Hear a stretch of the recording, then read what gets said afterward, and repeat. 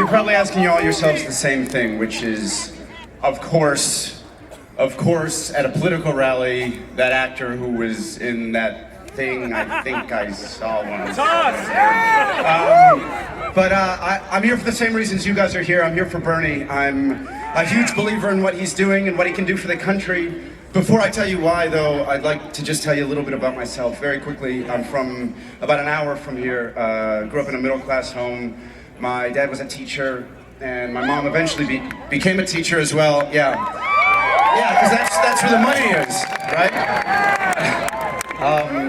And I grew up with middle-class values. I went to 2 years of college, faced a mountain of debt, student loans, and had it not been for a lucky break playing a nerd in the movie Galaxy Quest, I think, hold for applause, sorry. I think I'd still probably be paying off those student loans. And then I continued to work, and I got lucky enough to the point where I worked so much that I became part of the 1%, which it's probably not the best. It's the only crowd you can really say that to where it's the opposite of a brag. It's kind of like a sheepish admission. It's like going to Madison Square Garden to a Knicks game and wearing a Reggie Miller jersey. But I say that only because my heart and my values are still very much with the 99%, with all of you. And I don't want my kids to grow up in a country where material wealth is the ultimate value. I don't want them to grow up in a country where 15 people can control as much wealth as the bottom 100 million. Where the war against drugs means a war against race, where in the richest country in the world, 1 in 5 kids don't know where their next meal is coming from, where Citizens United has eroded our democracy to the point where political power is now in the hands of the wealthy elite and corporations. I don't want my kids to grow up in a country where someone can be denied the right to shop in a store in North Carolina because of their sexual identity. I beg of you all to not squander your vote.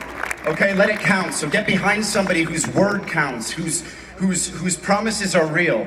Someone whose authenticity and decency have been tested for decades. From the March on Washington for civil rights in 1963. The Fight for 15 rally in November in Washington. Bernie has been there, fighting for you.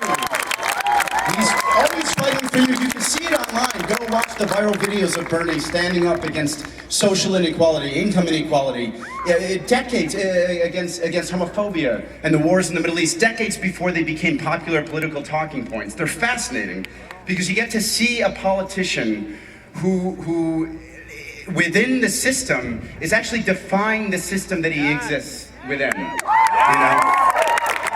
He's a politician who is actually compassionate and authentic and selfless. A politician who defies the inherent stigma of the very word politician.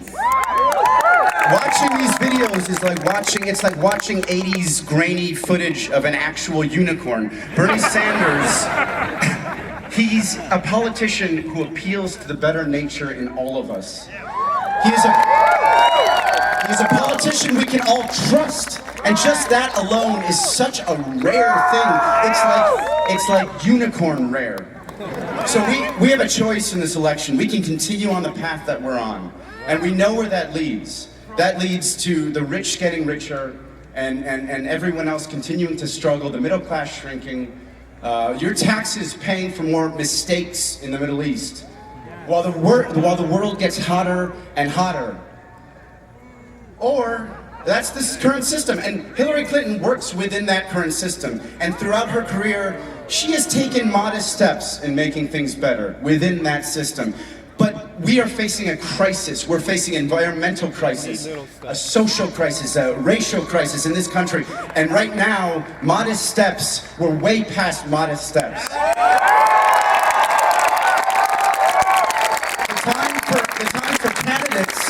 time for candidates whose positions are subject to the prevailing political winds is way past. We're past that. We need real action. And there's no one who challenges the status quo more than Bernie Sanders. He's been fighting for you for half a century, relentlessly. When almost nobody was listening, he was fighting. So let's fight for him now.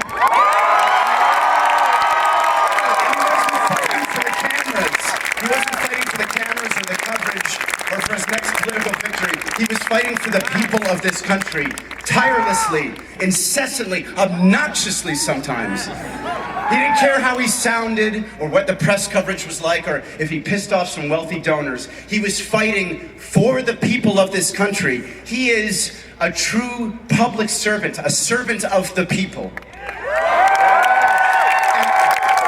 how often does one of those come along? Never. And how lucky are we that we have the chance to vote for him for president? So, because you know, most people like Bernie, they don't make it this far. They get shut down by the system, by the people who control the levers, by the people who try to tell you what they think you should want. But by some huge stretch, against all odds, against the system, he's made it this far. Thanks to you guys. Thanks to this. Thanks to you showing up. So let's make sure he makes it just a little bit farther. Please get out there and do whatever you can. Shout his truth and his message from the rooftops. Or whatever the equivalent is of that now in 2016, which is Instagram and Twitter and Facebook, MySpace, if you're still holding on to that. If you're my 99-year-old grandmother in Lake Worth, Florida, tack it with way too many tags to your condo complex's bulletin board. Don't just vote. Vote loudly, okay? Bernie